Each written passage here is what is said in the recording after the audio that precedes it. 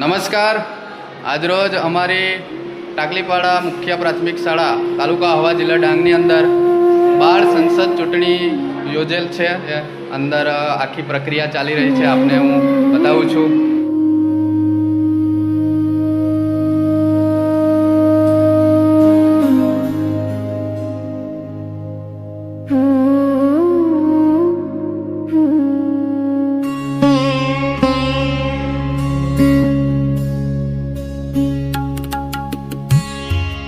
બાળ સંસદ ચૂંટણી 2026-27 અંતર્ગત અત્યારે આપણે ચૂંટણી જે યોજવાની છે તો એમાં આપણે અત્યારે મોકપોલ કરવાનું છે. ચલો બેલેટ આપીએ છીએ. 0-0 જોઈ લીધું. ઓકે, ચલો હવે આપણે વોટિંગ ચાલુ કરીએ. ચાલો રવિદાને પોતપોતાને એક વાર વોટ આપી દેવાનો. હા, ચાલો સરસ થઈ ગયું. ચાલો પછી નેક્સ્ટ સ્નેહલ અરવિંદ. ચલો નેક્સ્ટ જસ્મીનભાઈ.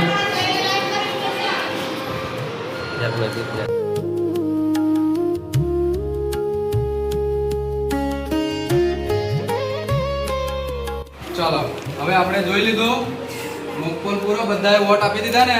હવે આપણે રિઝલ્ટ જોઈ લઈએ. પહેલા તો આને ક્લોઝ કરી દઈએ. બરાબર, વોટિંગ અહીંયા આપણે પૂર્ણ કરીએ છીએ, મોકપોલ પૂર્ણ કરીએ છીએ. આ ક્લોઝ કરીશું. હવે આપણે રિઝલ્ટ જોઈએ, પોતપોતાનું રિઝલ્ટ જોઈ લેજો. તમે બધાએ એક એક વોટ આપેલા છે ને, તમારા વોટ બરાબર પડેલા છે કે એ ચેક કરી લેજો. Jasminbhai 1 vote, Ajishbhai 1 vote, Jayeshbhai 1 vote, Rohit Santu 1 vote, Kiranbhai 1 vote. બધાનું બરાબર કમ્પ્લીટ છે. ઓકે, હવે આપણે આને ક્લિયર કરી નાખીએ. હવે બધું 0 થઈ જશે. હા, હવે કોઈ વોટ આમાં રહેશે નહીં.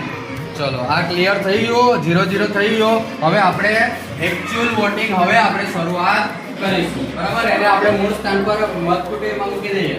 બરાબર, આપણું વોટિંગ મશીન છે એને વોટકુટીમાં મૂકી દઈએ. ઓકે, આ રીતે અહીંયા મૂકી દઈએ છીએ. આવી ગયો. ચલો હવે બધા બહાર નીકળો.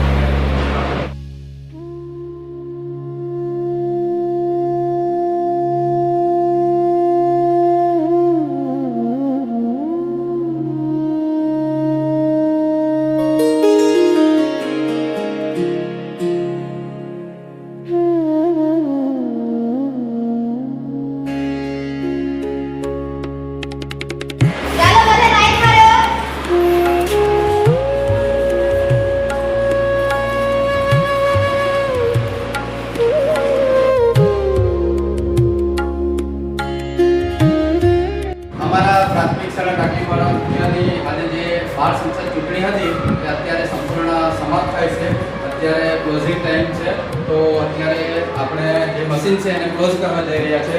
આપણા પ્રિસાઇડિંગ સાહેબ છે એ હવે ક્લોઝ કરશે.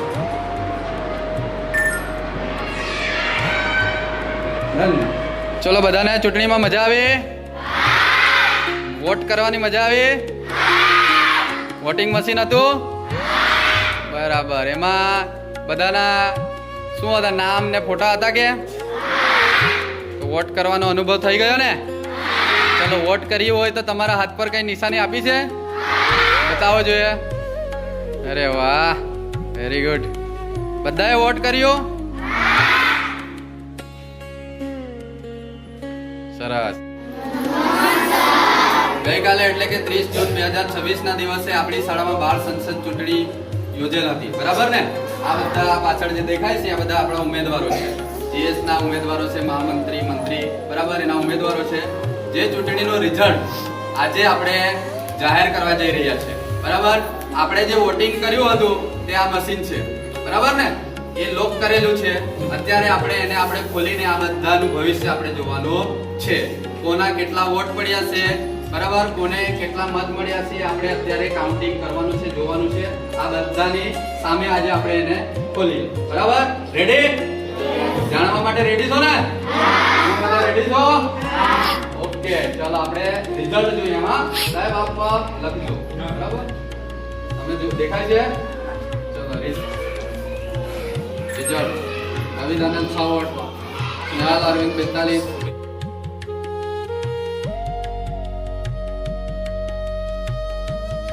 ચલો, રિઝલ્ટ આવી ગયું છે, બરાબર.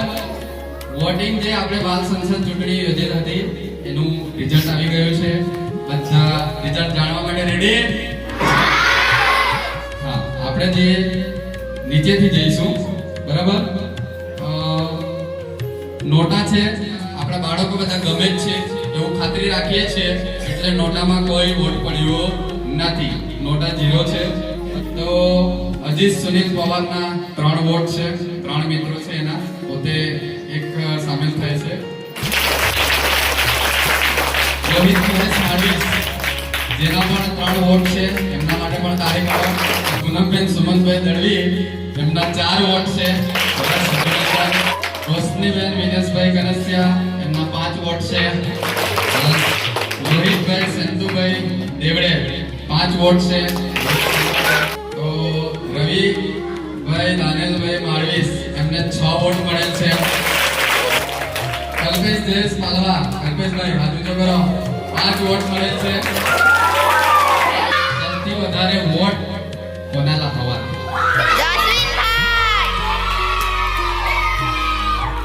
છોકરીઓ સૌથી વધારે વોટ કોને મળ્યો છે? તો આ બે આપણા બાળકો છે, જસ્વીનભાઈ અને સ્નેહલબેન, આગળ આવી જાઓ.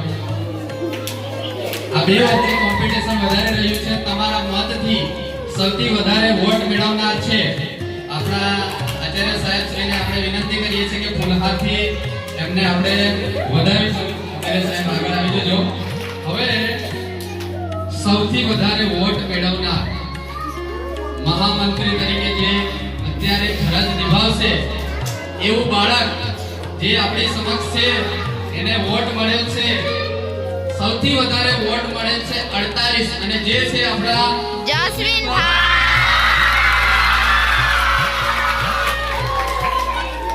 જોરદાર તાળીઓ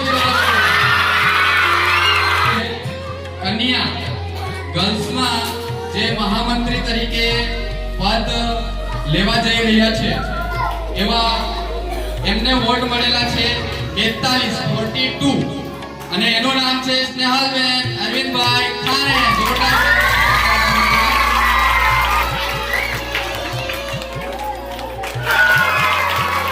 ખતરનાક કોમ્પિટિશન રહ્યું, બરાબર.